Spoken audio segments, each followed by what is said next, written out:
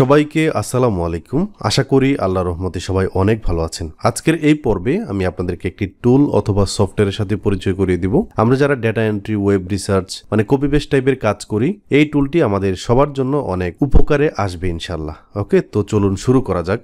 এই টুলটা কি এবং এটার সাথে যদি অলরেডি আপনারা পরিচিত হয়ে থাকেন তাহলে তো ভালো, আর যারা পরিচিত না সো আপনাদের জন্য এই ভিডিওটা অনেক গুরুত্বপূর্ণ হবে। তো আমরা যখন মনে করুন একটা এক্সেল শিটে কাজ করছি, তো একটা এক্সেল শিট নিলাম অথবা একটা গুগল স্প্রেডশিট নিতে পারি। আচ্ছা, এক্সেল শিটে নিচ্ছি, এখান থেকে ব্ল্যাঙ্ক একটা এক্সেল শিট নেই। মনে করুন আমি গুগল থেকে যে কোনো কিছু এখান থেকে মনে করুন ফ্রিল্যান্সিং লিখে সার্চ করি। ফ্রিল্যান্সিং লিখে সার্চ করলাম।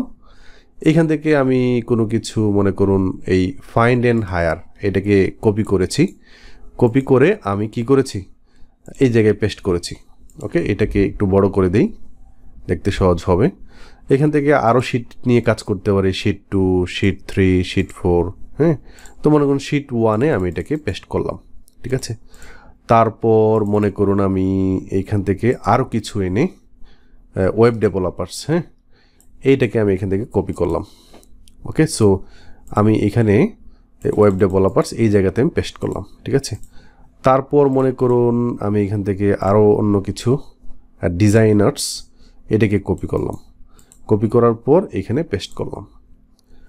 সো এই যে আমি কপি এবং পেস্ট করলাম, আমি যদি এই শিট 2 এবং শিট 3-তেও যদি এগুলোকে কপি পেস্ট করতে চাই তাহলে শিট 1-এ যেতে হবে, এটাকে কপি করতে হবে, তারপর এখানে আবার আসতে হবে, তারপর হচ্ছে এখানে পেস্ট করতে হবে, এরকম, তাই না?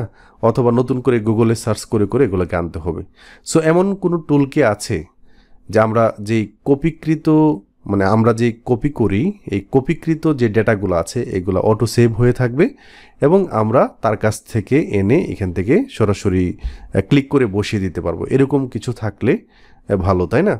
সো এটার জন্য একটা ছোট্ট একটা টুল আমরা ইউজ করতে পারি, সেটা হচ্ছে নাম হচ্ছে ডিট্টো, DITTO, ডিট্টো ক্লিপবোর্ড।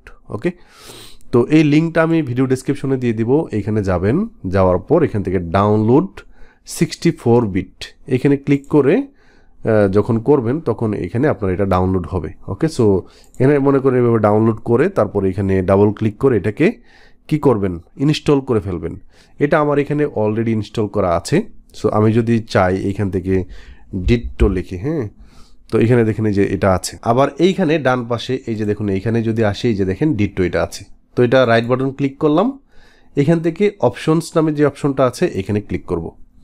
তো এই বিষয়টা আমরা এখানে একটা সেটিং করে নিব। কিবোর্ড শর্টকাট নামে একটা অপশন পাবেন মাঝখানে, এখানে ক্লিক করব।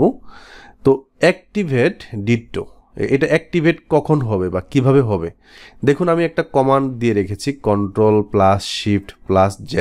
ওকে, তো এইটা আপনি চাইলে চেঞ্জও করতে পারবেন। আমি যদি এখানে ব্যাকস্পেস ক্লিক করে দেই তাহলে এগুলার মতো নান হবে। আচ্ছা, মনে করুন আমি এটাকে প্রথমে কন্ট্রোল, তারপর হচ্ছে এটা ধরে রাখবো কিন্তু, কিবোর্ডে কন্ট্রোল ধরে রাখতে হবে, শিফট এবং এ চাপলে এটা অ্যাক্টিভ হবে। ঠিক আছে, কন্ট্রোলকে ধরে রেখে শিফটকে ধরে রেখে তারপর এতে ক্লিক করলে এরকম একটা কমান্ড তৈরি হবে। তারপর আমরা ওকেতে ক্লিক করলাম। আচ্ছা, তো এই কমান্ডটা তৈরি হয়ে গেল এবং এটা থেকে গেল। তো আমরা যদি কোনো শিটে কাজ করি, মনে করুন আমাকে শিট 4-এ এখন ওই যে ডেটাগুলো আমি কপি করেছিলাম এগুলাকে এখানে পেস্ট করতে হবে, তাই না? সো এগুলো কোথায় পাবো, আমরা শিট 1-এ পাবো। তো আমরা এই শিট 1-এ না গিয়েও কিন্তু এইখানে এগুলোকে আনতে পারি। কিভাবে? ওই যে কমান্ড কন্ট্রোল শিফট এবং এ চাপলে এই যে আপনি আগে যেই ডেটাগুলো কপি করেছিলেন এগুলা কিন্তু অলরেডি এখানে আছে। সো আপনি ওয়েব ডেভেলপার নেবেন, সো এখানে ক্লিক করলেন, এই যে ওয়েব ডেভেলপার এখানে চলে আসলো। আপনি যেই ঘরে যেটা আনতে চান, আমি আবারও Ctrl+Shift+A এটাকে চাপলাম, এই যে দেখুন ফাইন্ড অ্যান্ড হিয়ার, মনে করুন আপনি এইটাকে এখানে রাখবেন। তো এখানে ক্লিক করলে ডাবল ক্লিক করে এগুলো চলে আসবে। ঠিক আছে, আশা করি আপনারা এই সফটওয়্যারটার ব্যবহার বুঝেছেন এবং এটা আমাদের কপি পেস্টের কাজকে আরও ত্বরান্বিত করবে। অনেক সময় দেখা যায় না যে অনেকগুলো ডেটা বিভিন্ন শিটে কাজ করার সময় ব্যবহৃত হয়, বাট বারবার কপি করে আনতে হয়, পেস্ট করে আনতে হয়, বিভিন্ন ভেরিয়েশনের কাজ আছে। সো এটা যে শুধুমাত্র এই কপি পেস্টের বেলায় প্রযোজ্য বা এই কপি পেস্টে সাহায্য করে এরকম কিছু না।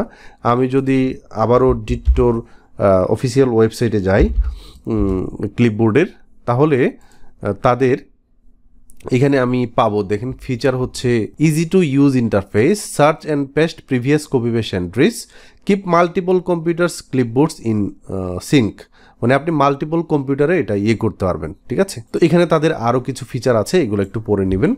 তো বন্ধুরা, আশা করি আপনারা দ্বিত্বর ব্যাপারে বুঝেছেন। আজকের ভিডিওটি এ পর্যন্ত। সবাই ভালো থাকবেন, সুস্থ থাকবেন, আল্লাহ হাফেজ।